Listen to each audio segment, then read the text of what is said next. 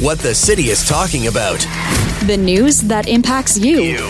Welcome to the Montreal Now Podcast.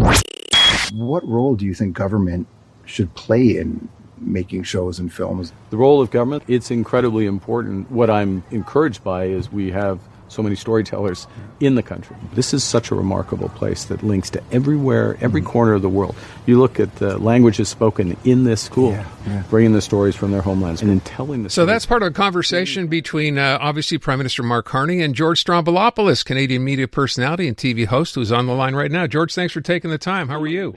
Hey, I'm well, thank you. How are you? I'm doing pretty good. So listen, I'm trying to understand, what happened here or what's happening here. So you were going basically cross-country, looking for stories from Canadians, and you spent a lot of time putting this together, ultimately to show what?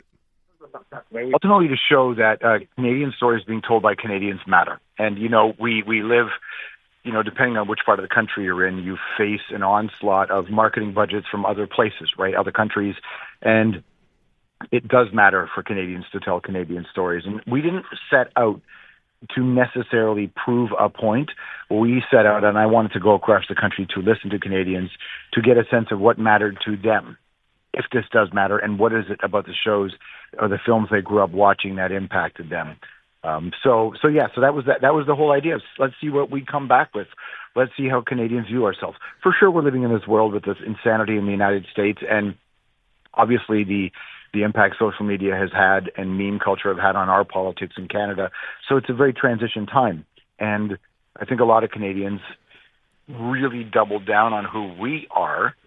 And, you know this at the Four Nations in Montreal, the way they sang the national anthem, the Canadian anthem, that's a thing, right? By the way, that story about the Quebecers singing that anthem traveled the world. Like, that's how big a deal it was, because I think people knew Canadians were all up in their feelings in 2025. So that's what I wanted to do. I wanted to explore where we were, and the whole team made about what does it mean to be a Canadian storyteller and that kind of thing. Was this motivated then? I mean, I'm trying to put a timeline to this. Was it motivated by what we were hearing from the U.S.? Suddenly we're Canadians, elbows up, and we're proud, and we have to let each other. Is that what brought this on, or was this planned before that? I don't know, because when they approached me, Elbows Up never came up. When they approached me, it was a different project. They approached me to make a thing, like a couple of promos, a few promos to celebrate Canadian stuff. And the gentleman and I who had spoken about this, we had talked at great lengths about how that would be fine, but that's not enough. What would be enough is to actually go talk to Canadians. And so for sure the Elbows Up thing had happened, but I think we didn't want to double down on that thing, because I think that was more reactionary and kind of missed the point of what was really important, which was how we got to be the storytellers we are. As you know, this country has been telling great stories long before this country was this country, right? So we wanted to really kind of avoid some of the emotional knee-jerk reactions. I know for sure it impacted how people felt when they responded to us, but that wasn't the reason. Right. You have a great quote in here which says, there is not just one Canadian identity. It's the multitudes that make this culture so interesting and valuable. So I'm going to guess that's exactly what we found out. It was early in the morning when he asked me that question. So that was the first thing that popped into my head. But it's true, and I think that's interesting because, you know what, the more people you talk to, the more you begin to realize that's in fact accurate. That's the case. And it really is what makes it special. I've been really privileged to be in, all 10 provinces and one of the territories in this country, and I don't really worry so much about what divides us. I think more about what do we agree on, and what we agree on is that we get to do our own thing and tell our own stories.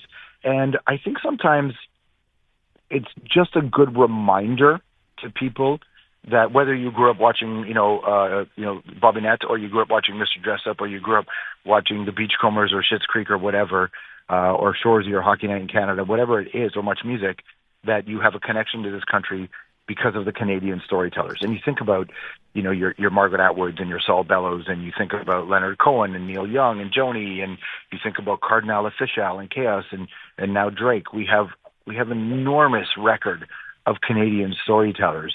And Canadians haven't done a great job of bragging about it. I didn't want to do the bragging thing because I think another thing that separates us in that multitudes conversation is I think nationalism is kind of sketchy. and throughout history has led to some complicated ideas and ideologies. I just like it when we can just figure out a way to work together and tell stories. And so I didn't want to do it in a nationalist way. I wanted to do it in a way that talked about our individual identities. I'm the first person in my family born in Canada.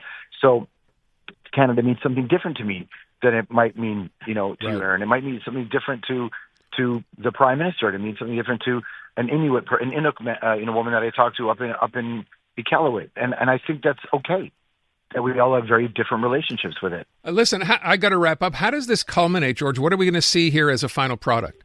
So we're working on a few things. First of all, there's going to be three things: a wall of content on a variety of social media channels, including my Strombo ones. But then there's also going to be a series of short films that come out, and then a long form. So we haven't announced that yet. Okay. That announcement's going to come soon. But it's going to be just a lot of. We shot so much stuff, Aaron, like so much stuff, man. And so we have a few ways to release it. Stories that made us. Going to be fun to look forward to this. I hope we can find out more, George, when you get closer to that time. I thank you so much for the time, and congratulations. Sounds like it's going to be pretty amazing. Thank you. I appreciate you, man. Thanks for your time. Take good care. George Stroumboulopoulos.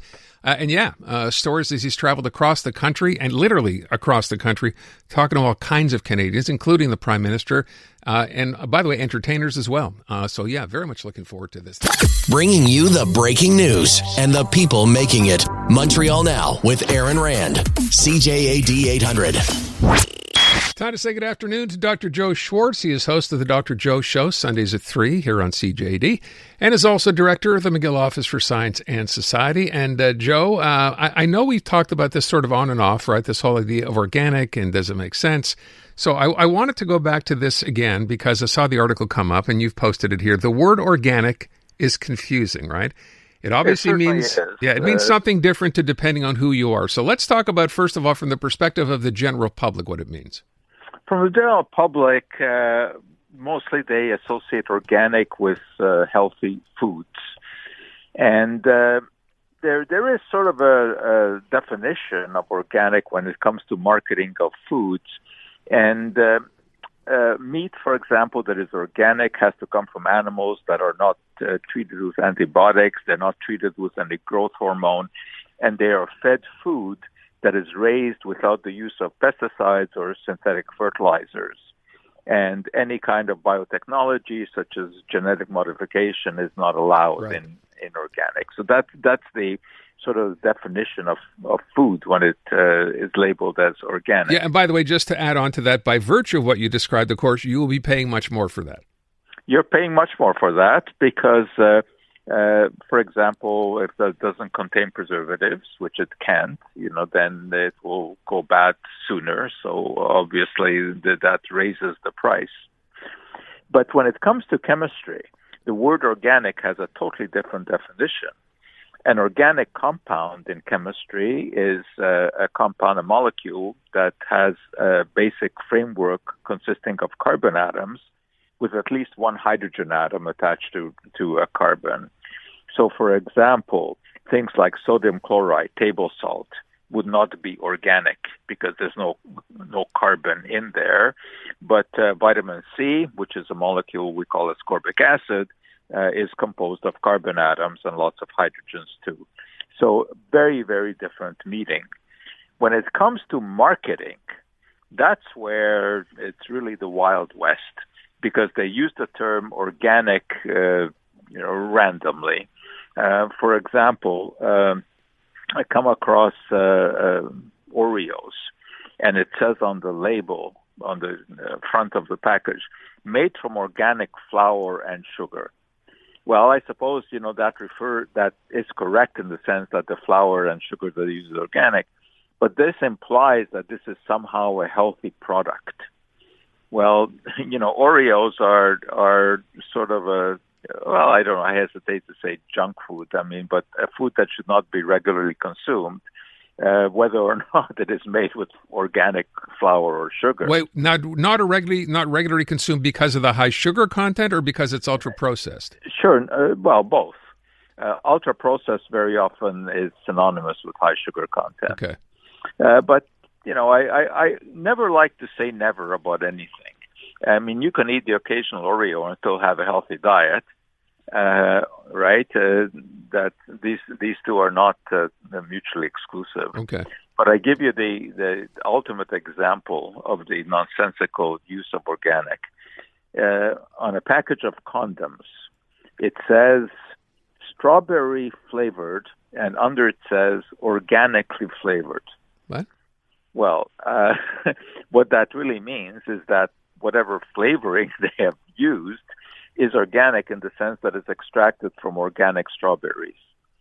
But this implication of, that the condom is organic is total nonsense. You're not making this up, right? I'm not making this up. No, it's called Glide condom. Yeah, and it's organically flavored with natural strawberry extract. Hey, of Joe, course, I'm sorry, I must be out of the loop a bit. When did they start flavoring condoms? Yes, I like you, I am out of that loop. I think we're both out of the condom loop. I must have missed the press release on that. Okay. Yeah. This is a no, thing I'm not now. kidding you. Okay. This really exists. And then there is, believe it or not, a tobacco that you can buy in the U.S., and it is organic tobacco. Now, it may well be organic tobacco in the sense that there are no synthetic pesticides or fertilizers used to grow it. But the implication here is that somehow, this is healthier than regular tobacco. Tobacco is tobacco. Okay.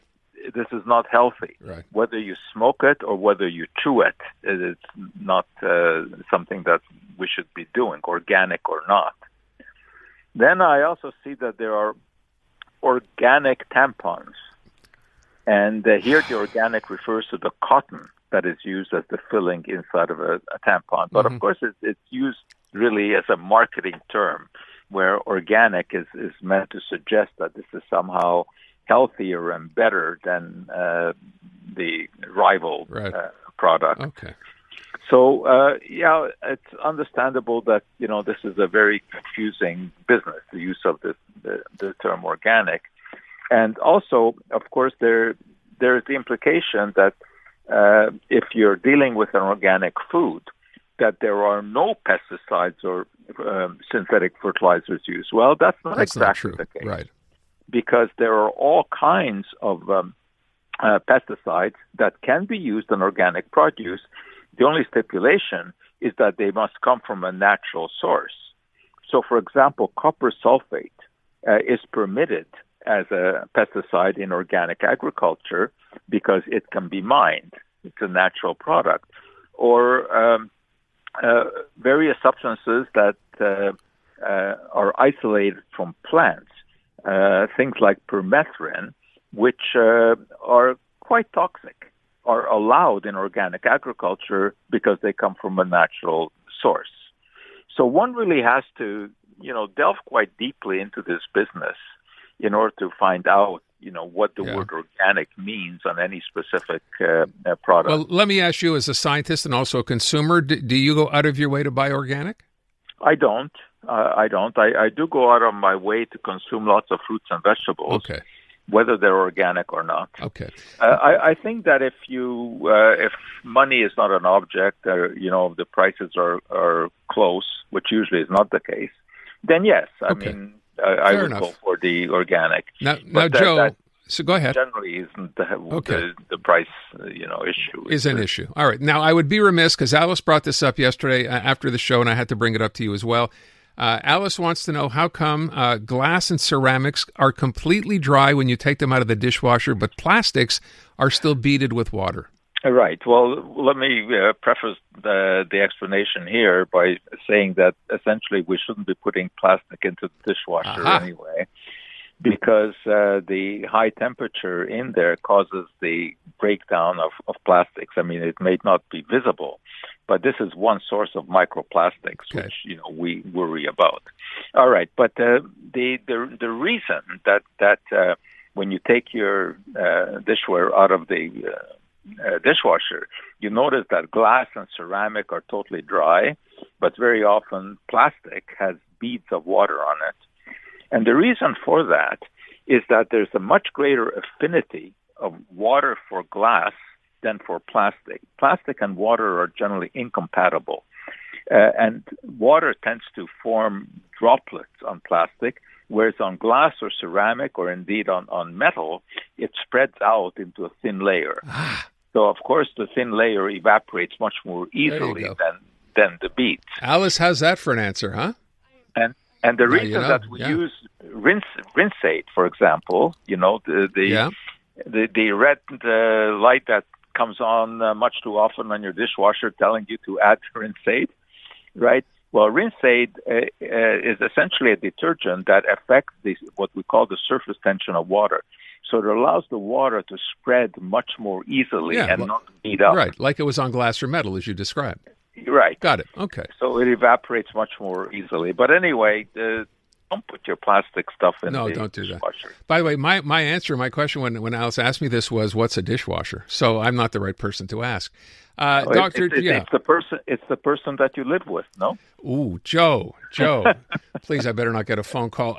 Thank you, Dr. Joe Schwarcz. You can hear him Sundays at 3 here on CJAD. The very latest news, reported and discussed. Welcome back to Montreal Now on CJAD 800.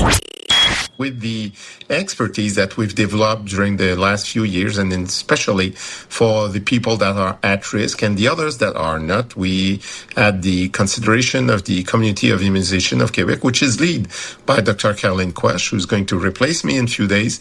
So with that in mind, we considered that it's not a great advantage to be vaccinated if you're not in group that are at risk. So that's Dr. Luc Boileau. He's, of course, Montreal's public health director for a few more days anyway, talking about the fact that now as you get set for the fall to move in and people, of course, concerned, COVID's still around. Heard the other day, Mitsumi actually was saying she knows 2 people who have COVID right now. So, yeah, it's not gone.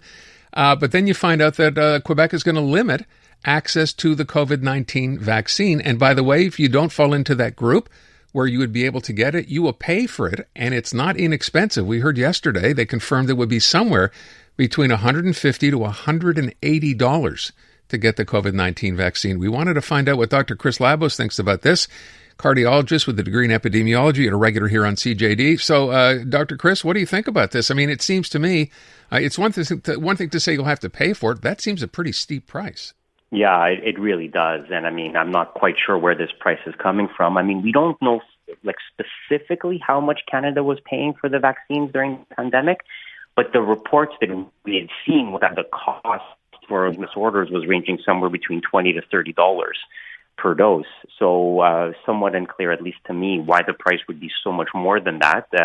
But this is the problem. A lot of times drug pricing is very opaque, and it's actually not really transparent as to where the markups are happening, by whom, and for what reason.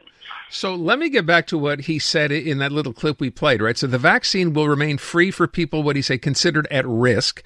And that includes people, by the way, age 65 and older. That decision in and of itself, is that the right decision as far as you're concerned, given that COVID-19 has not gone away? Well, it depends who you ask. I'm sure there are some people that think this is the right decision. I personally think we would have been better served by a more universal vaccination policy, because if you remember, pre-COVID, we had something similar to this for influenza, right? If you were under the age of 65 and didn't have medical problems, you had to pay for it, and There was always these complications. And then during the pandemic, they said, okay, we're just going to make influenza available to everybody, which is what every other province did, right? Quebec was an outlier there.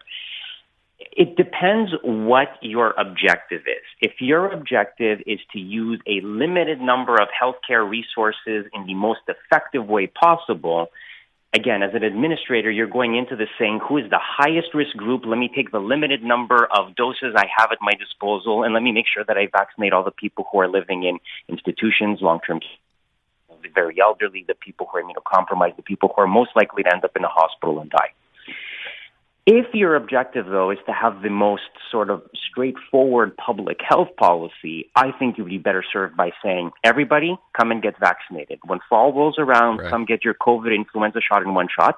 And look, some people will choose not to do it. I mean, the young, healthy people are probably not going to do it anyways, just because of complacency and all that. And I think you then have a much cleaner, more direct narrative, and easier to explain narrative to people, because now it's like, okay, you get vaccinated if you're over the age of 65, or if you're immunocompromised, or if you have high blood pressure, diabetes, heart disease. Well, first of all, that ends up being a very large swath of the population anyways. And then you get into all these complex questions like, well, do I qualify? Am I immunocompromised? If I have diabetes, but it's well controlled? If I have heart issues, the COPD count as a lung condition? And if everybody had a family doctor, and then you say, well, go to your family doctor and they'll decide if you need to get vaccinated or not. But now we're in a situation where a lot of people don't have family doctors. So it just becomes a little bit complicated. And I think we probably would have been better served the other way. Is the recommendation, if I can ask, given it's not gone away, COVID-19 is still around, people, if you're in good health, for example, and you wouldn't fit into the categories as outlined by the public health director, would you tell people to go get a vaccine anyway for COVID? Well, here's the thing. If it was free, yes. If it's $100, that starts to become a lot for people. Yeah. And, I could afford it. Probably a lot of people are saying, well, I can afford it. Why not? It is a considerable sum of money. And, I personally would love to know where that price point came from, because that seems out of keeping with what we know about the cost of the vaccine. All right. I don't want to run out of time, and I want to get to the story. Alice pointed this out to me yesterday. So the idea of an annual checkup. So is it a myth that adults need a physical exam every year or not? Yes, it is, in the very, very specific sense of what a physical exam means. So if you go to your doctor just so they can listen to your heart and listen to your lungs, I'll be honest with you, that's pretty useless. But you should be going to your doctor for preventative care. But that's going to change depending on what age you are. So when you're a baby, preventative care is getting your full shot of vaccinations. When you're a teenager, preventative care is somebody talking to you about birth control and also screening for eating disorders and mental health issues, depression, social anxiety, stuff like that. When you're in your 20s and 30s, there's probably not that much you need to do because there's probably not that much wrong with you. But then you start getting into your 40s and 50s. That's when you have to start thinking about things like blood pressure and cholesterol. So you should start, and all the cardiovascular stuff and all the cancer screenings start after age 50. So it's more about going to see your doctor for the stuff that you need to get done, whether it be a mammogram or a colonoscopy or something else, rather than just going in once a year regularly just because. And I think that's the point that we're trying to make. Now, from a practical point of view, what do people do when they need to get their blood pressure checked or their cholesterol medication renewed? They get a 1-year follow-up because we've just fallen into that sort of regularity of pattern because 12 months just makes sense to us from a scheduling standpoint. So it's a bit of 6 of one, half a dozen of another. But yeah, you shouldn't go to your doctor just because. You should go to your doctor to check specific things, which as we get older tends to be blood pressure, cholesterol, diabetes, heart disease, cancer, et cetera, et cetera. So at my advanced age, over say 60, for example, do I go every year just to have my blood pressure checked and, do the heart monitor thing? Is that really necessary if I don't have any kind of complaints or conditions of any kind? Well, for the blood pressure, yes. But then again, you can check your blood pressure at home. And we are moving towards this model of getting stuff out of the doctor's office, right? So you could check your blood pressure at your, pharmacy or get a blood pressure monitor at home. After the age of 50, even the age of 40, you should be checking your cholesterol. Now, if it's always been normal, maybe you don't have to do it every year. You can space it out a little bit, but you should check that stuff. You should get a colonoscopy every 10 years or get fecal occult blood testing to check for colon cancer. So there is specific stuff you should do. Okay. Yeah. Just want to keep that in mind. All right, Dr. Labos, thank you so much. Appreciate it as always. My pleasure. Dr. Chris Labos, who, by the way, you can hear. He's a regular contributor on CJAD. He is on every Sunday on Weekends with Joanne Vrakas at 7:20. So that's 7:20 on Sundays. Because you don't want to miss a thing. Montreal Now on CJAD 800. I wanted to do this story because, I mentioned yesterday, actually talking about this at the beginning of the show. So I have a gym in the building that I live in, right? And I make an effort to try to go to the gym more often than not, like 3 times a week, right? But, sometimes things come up, you can't go, but typically 3 times a week. And yesterday, we had a meeting in the morning to prepare the show. And I told Alice, our producer, that I'm going to the gym because I was wearing, my stuff, my shorts, my shoes, the whole deal. And I didn't end up going. And I kind of beat myself up for not going. And then this morning, she said, you better go today because I said I would. And I did. But the reason I bring this up is because if you can't find the time to go to the gym and work out hard, like, 40 minutes or 45 or an hour, whatever it happens to be, I saw a headline and I thought, this is perfect. I'm good. Let's walk into this. The headline says the least amount of exercise you can get away with doing. And obviously still get benefits from. Keyword, least. Dr. Stella Volpe is a professor of exercise and nutrition at Virginia Tech, former president of the American College of Sports Medicine, and she is on the line. Doctor, thanks for being here this afternoon. Thank you so much for having me, Aaron. It's an honor. It's just so great to be asked. Yeah, well, listen, I'm very interested. You're mentioned in an article in Time and talking about this because, as I said, to me, and I'm sure to a lot of people listening who, for whatever reason, don't have the time or don't have the inclination, it turns out, according to new research, that you don't need as much time perhaps as you thought to actually get benefit from doing something. Is that right? It's true, yes. And some people think you have to go 2 hours or an hour, and you really don't. But I'm going to let you ask the next question because I can go on because there's also a difference between exercise and physical activity. And so there's those nuances there as well. Well, break that down. What are the differences and what should you be doing? Well, both are great for you. Exercise is that defined time that you are going, like you said, you're going to go to the gym, you're going to do something. Typically, it might be high intensity. It may not. But physical activity is any type of movement you do throughout the day. And in actuality, that movement throughout the day, adding that up actually can count, if you will. I'm putting my air quotes that you nor your listeners can see, that can all count toward your the health the benefits that we get. So the health benefits come from both exercise or physical activity, and we want to encourage people to do both. Which is great. So again, it doesn't even have to be a matter of going to the gym. Now, when you talk about physical activity, I've heard people say, sitting obviously is not good for you if that's what you do all day. But if that's your job, what can you do as your physical activity? Oh, there's so many things. And so even chair exercises. So people can do a few things. Some people might have standing desks and they can, stand or just maybe have their watches tell them to get up and walk down the hall every hour. Or they can even do leg lifts. Sometimes I do leg lifts even, at meetings or, sit and stand with their chair. But honestly, getting up and walking and moving around is a really great thing, and it's what our bodies want to do. Oh, sorry. I was actually doing leg lifts just as you were talking because I sit all day during the show. So that was good. I'm very impressed. Yeah, I feel good just having done that. You really, and the thing that people perhaps don't get is you really don't need to do all that much to have any kind of benefit, right? You don't. There's a study that I always forget the authors and I'm embarrassed, but a while ago, a study was done where they had half the people at a workplace take the stairs, the other half still took the elevator. The people who took the stairs regularly improved their aerobic fitness compared to those who took the elevator. It can be that simple. And that is pretty simple, right? Taking the stairs, assuming you don't have to walk up 10 flights. The other thing, and I know this gets pointed out all the time as well, as much good as it is for you to actually do something when you're sitting all day, as easy as it is, as you said, to do a leg lift or, maybe a jumping, whatever it happens to be. Strength training, however, is important. But I think in reading the article, it was interesting to point out strength training doesn't necessarily mean having to go to the gym to lift a weight. Body weight is a good way to start. Absolutely. I tell people push-ups or, push-ups that maybe are against a chair if they can't do a regular push-up or knee push-ups. They can, or you can simply put some canned food in a little bag, and you can do a few things at home as well. But your own body weight certainly can be, you can do air squats, little things like burpees, which are not the most fun for some people. But there are many things that I think we don't think about in our minds because we think, oh, I must be able to lift that weight or that very heavy weight to get benefit.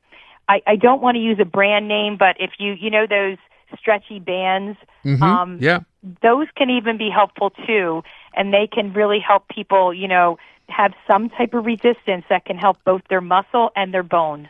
So let me also point, because it's not the same, obviously, for everyone. As you get older, things change. So with respect to the amount of exercise you would do over the course of a week, as that changes with age, let's say you're into your 40s, 50s, 60s, how much should you be sort of winding down, or should you be winding down at all if you don't have to? I don't think you should wind down all if you don't have to. As a matter of fact, research is very clear that even though when you see that aging can increase your risk of chronic disease, and all of us are aging, when you age and you continue to exercise, whether it's walking, whether it's heavy duty exercise, it decreases that risk of chronic disease. So I would tell people not to ramp it down. They might want to ramp down the intensity perhaps, but in general, I keep telling people that as long as I can do it, I will. So, by the way, when I said strength training is important, so if you're going to mix both, right, and let's say you don't have a lot, can you get done in 15 minutes, in the gym or wherever you happen to be working out, if you just do a little bit of walking for 4 or 5 minutes and do strength training for the bounce? What would the recommendation there be? Absolutely. Honestly, I would rather have people do something rather than nothing, and every bit does actually count. And so, yes, if they have 15 minutes and that's all they have, do a little bit of aerobic activity or walk later, maybe do some strength training if they are at a gym and want to do actual weights. Obviously do them safely, but that all is very beneficial. And there are people who really might not have a lot of time, and any bit that they can get in their day of any type of physical activity will be very helpful to them. Yeah, and one of the other things in the article worth mentioning as well for people who think I don't have time to do it during the week, and the quote is, weekend warriors get the same benefits, right, as those who are active every day during the week. They do. The one thing, again, I caution is because they might be weekend warriors, is not to overdo it, right? To just kind of think of it, okay, I only have these 2 days. I'm going to exercise, but exercise within the parameters that they have so that they're not going to, hurt the rest of the week and then maybe not want to do it the next week. But yes, that's very true. All right. And the other issue too, and I mentioned off the top, we said 15 minutes. That seems like a reasonable time if you don't have a whole lot of time, but it's pointed out just 5 minutes of activity per day, just 5 minutes, sends more blood pumping through your body, and that supports all sort of health benefits, right? Yes, it's true.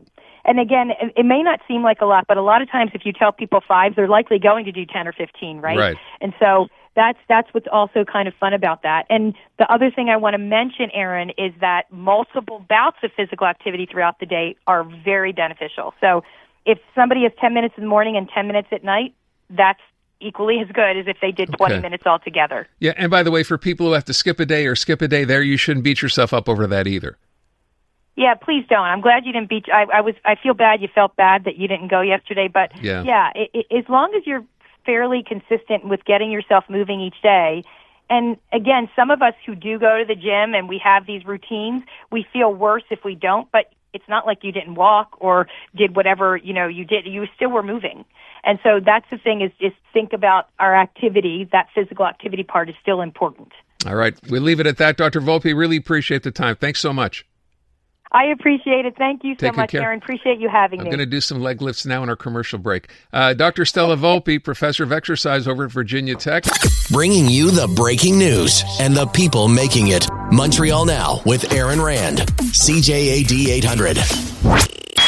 Check in with Chris Dimakos. He's our CJAD 800 legal contributor. And Chris, I want to deal with this. So in the wake of the murder of Charlie Kirk, someone decides to post something, and by the way, I don't mean this in theoretically, right? People have actually done this, celebrating a political figure's murder. People have done this, cheered it on. But they do it on their own personal social media account. Somehow it's found out by someone, by their employer perhaps, and when that happens, that employer proceeds to either fire or suspend that person because of it. Even though, and I'll stipulate this again, they posted that comment, inappropriate as it may have been, on their own personal website or social media site. Not on the company's, doesn't talk about the company, just as an individual. We're starting to see this happen. Can that actually be done? Right. And so it's a very important question. And before, I answer that in detail, you have to make a distinction between your right to free speech, which is guaranteed. If we take that scenario here in Canada, you have the right to unhindered free speech, and that is protected by our Constitution. But that's a different set of rules and regulations when you take off your citizen hat and you put on your employee hat. Once you step into that employer-employee realm, it's now governed by employment contracts, and it's governed by obligations of loyalty to your employer. So the first thing you have to look at is, well, when I'm making these expressions, when I'm posting, when I'm voicing my opinion, am I doing that? And is my employer implicated in any way? Because if they are, well, then you have a situation where the employer can say, 1 second now, you're getting me involved here. I want to be neutral. I don't want to have our company be tagged or associated with anything that you're saying on this front. It's something that we want to refrain from. We see it all the time. We see people who are contributing to I saw a columnist or a contributor get fired, let go by, I think it was MSNBC. This morning, I read that one of the founders of Ben & Jerry's, which got sold, but basically said I have to leave because I'm an employee and I feel like I can't express myself. I want to express myself on some of the views, and the company says no, you can't. We want to remain neutral. So to answer your question, Aaron, the first thing you have to ask yourself is, am I doing this on my own private account that is in no way, shape, or form tied to, cannot be traced back to, have any affiliation to my employer? If that's the case, well, then you have a very good chance that your free speech is your free speech and you won't suffer any consequences. But if your employer, for some reason or somehow, feels like what you're doing affects their reputation, their brand, their corporate culture, even when it comes to the relationships within the company, sometimes they're saying, hey, we don't want to have this discourse in our offices. We don't want to have people expressing themselves politically to the point where there's arguments, there's fights, and there's things that happen in the office that we don't want, conduct we don't want. So, again, to answer your question, you have the right to have your speech, and that's guaranteed by the Constitution, as long as it's done when you're wearing your citizen hat. The minute you step into that employer arena, then there's limitations to what you can say, and the company has a right to remain neutral and to protect its brand, and they can either discipline you, terminate you, depending on how severe it is, and take any measure they need to protect their brand. So, okay, it gets interesting at that point, Chris, because what happens is, say you post this from your personal account. It's not related to your work. You don't do it from your work, right? This is you speaking as a person. And as you just said, you have that right to free speech. But then someone, because we're seeing something now called doxing, right, where they're being, these people, who were, I guess, supporters of Charlie Kirk, are asked now to go ahead and basically call out people, point them out who have said things. So maybe at that point, someone says, hey, I know this guy. He works at so-and-so, and even though you posted that on your personal page, you get found out, someone draws that association, your employer finds out, then what? Then is your right as a person, even though you posted it on your own account, is that gone now because someone found out where you work? You're absolutely right about it. So the key there, first of all, there is no law that addresses every particular situation. What we have is a rules of guidelines, and we have a set of laws and precedents.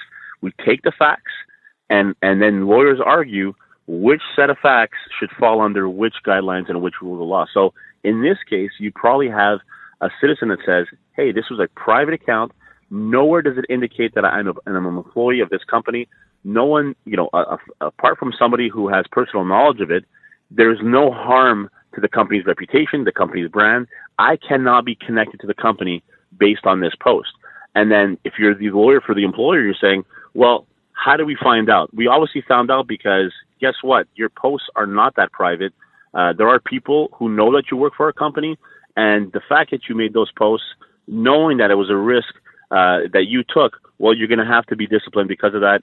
And how severe that disciplinary action is will obviously get reviewed, and they've been overturned. Sometimes they've been confirmed. It's all based on how severe and what's reasonable disciplinary action in these types of things. And again, I not to say that we are basically we have no free speech at all, but you have to always remember that when it comes to your company, the company pays you a salary. They have the right to be able to protect themselves from these types of things. So, and I know it goes against fundamental principles we have, but you always have to remember that when you are getting a salary from a company, there are rules and regulations that you have to follow to get that salary. And this, unfortunately, is one of those things where you have to loyal to the company, and you cannot jeopardize their interests. So to answer your question, it would be a case-by-case basis. That one would seem to me to be very difficult for the employer to prove harm to the reputation, because attaching it to that post would be very difficult. So I would lean towards the person that made the post not suffering any consequences, but it's not a guarantee. Again, you have to really distance yourself and not allow any type of facts or circumstances to connect yourself to the company. Just one last thing, and I don't want to run out of time, but let's say, would it matter what your position within that company was? Obviously, if you're an executive, or someone, at the higher end of the scale, it's one thing. If you're, just an administrator with, like one of 1,000 people in there and you posted something, would that make a difference? Right. And again, your natural legal instincts come into play. Great question.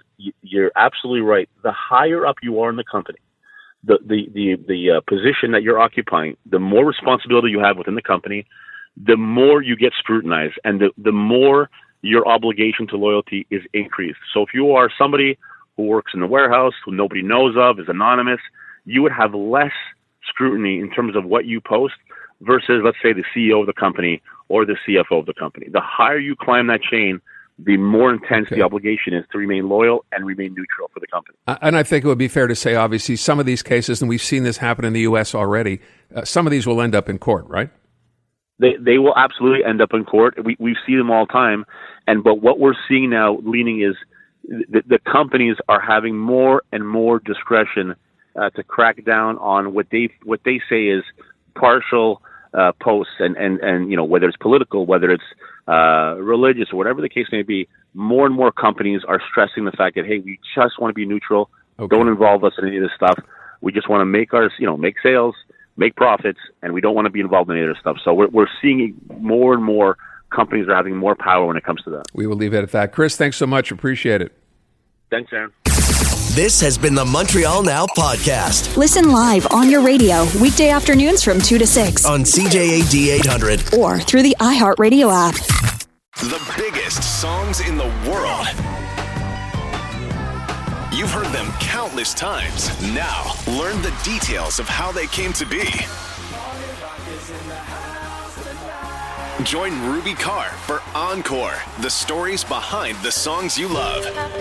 New interviews and newly unearthed archive footage make for a fascinating weekly deep dive. Stream Encore, the stories behind the songs you love on iHeartRadio or wherever you get your podcasts.